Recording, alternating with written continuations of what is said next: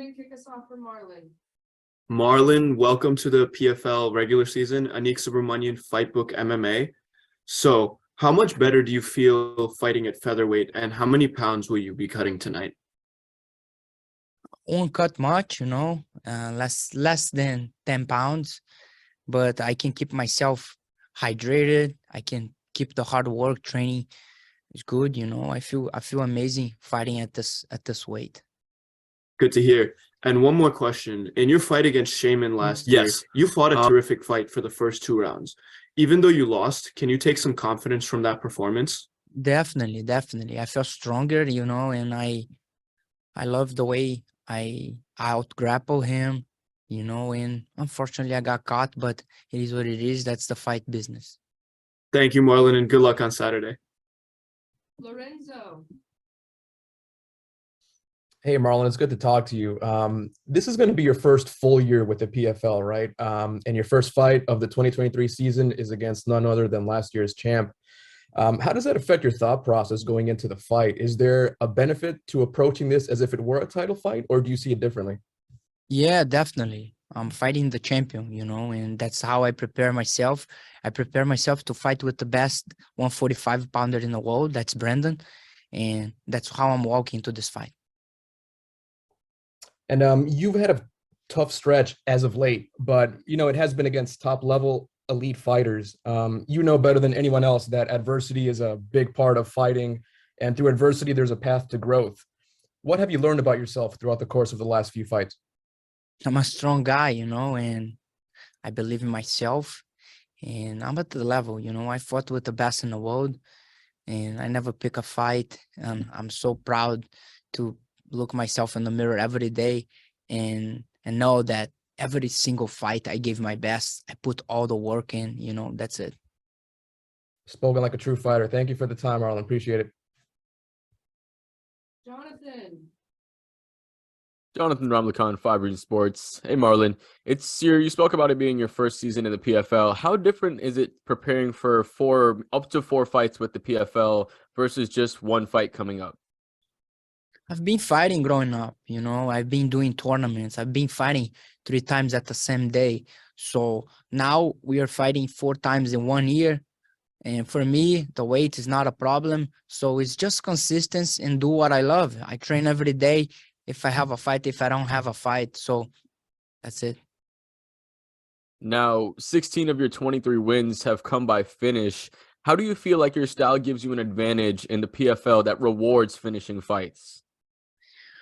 Everyone knows I can finish a fight anytime. So I'm a threat for the division, Everyone know when they fight with me, they got to keep their hands up. Thank you, and good luck in your fight. Thank you. Curtis Calhoun.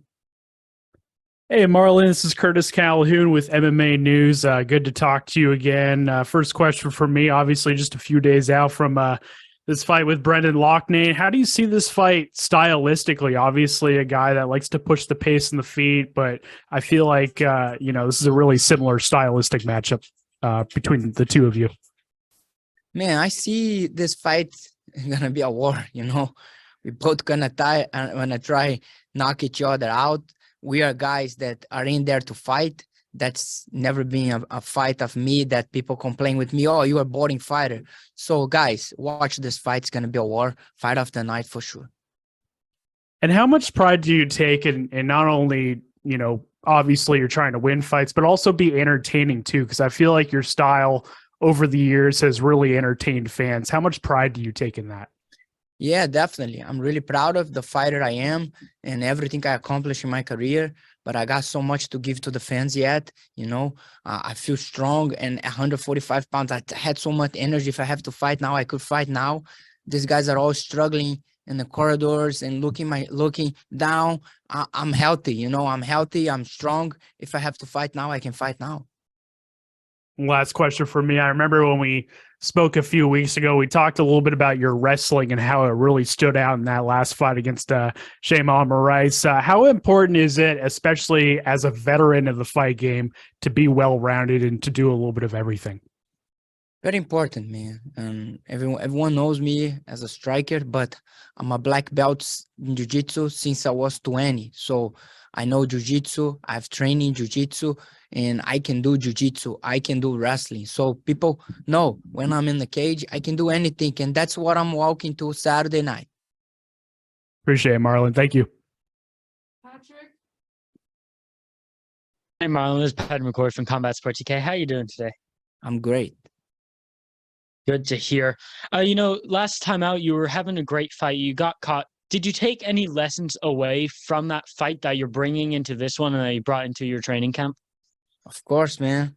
It's never a moment that you can blink, that you can take a little bit of foot off, You got to fight 100 all the time, and that's who I am, and especially at the 145 pound, not cutting weight at all, just keeping myself in shape, training hard, that's how I'm walking to this fight. That's 3 5-minute rounds full. And you mentioned the training, this is a different weight class. Have you felt a difference in your training, not cutting to 35 and not feeling maybe as dehydrated, as drained in your training and now on fight week? Definitely. These guys, they have probably 9 weeks of camp, and the last 2 weeks is cutting weight. For me, it's 9 weeks of training. And one last question from me. I noticed you and Brendan have faced off, I believe, multiple times. What's the energy you're feeling off him? He's coming off a very impressive campaign. What energy you're feeling off him going into this fight? Man, he's a fighter. I'm a fighter. And you all watch me fighting over 20 times. You all watch him fighting 20 times. So that's nothing to hide. We both know what each other can do. So Saturday night, it's showtime. Thank you for your time and good luck on Saturday night. MMA locker room.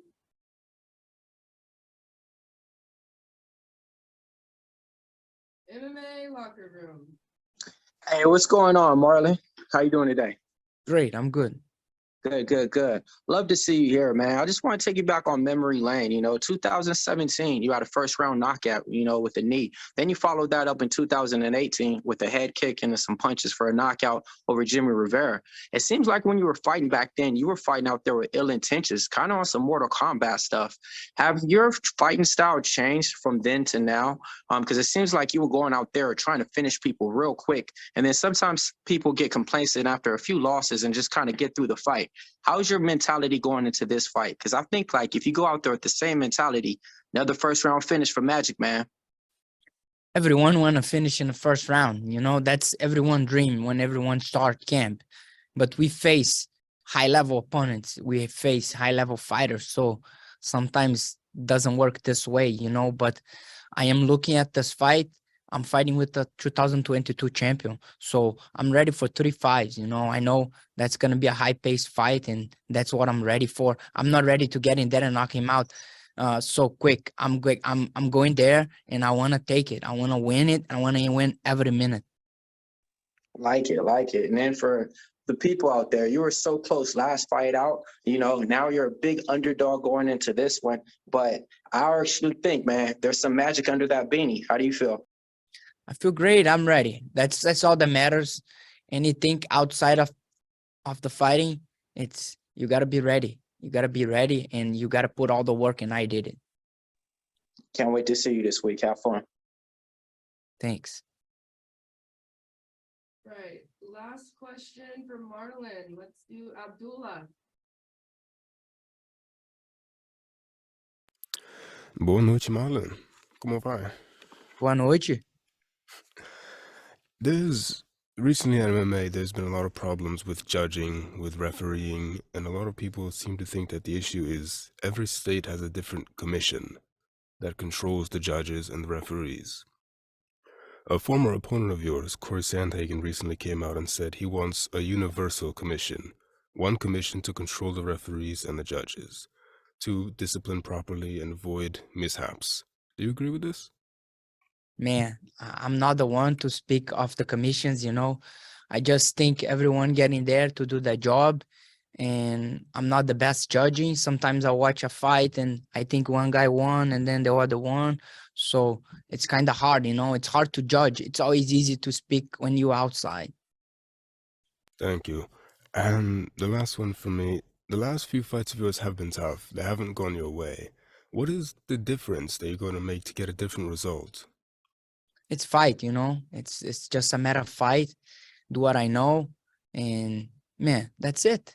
Get in there, do what I know, be a better fighter Saturday night, and the win's gonna come. Thank you, brother. Good luck. Thanks. All right, thank you so much, Marlon. Appreciate you. If you just want to come this way, actually.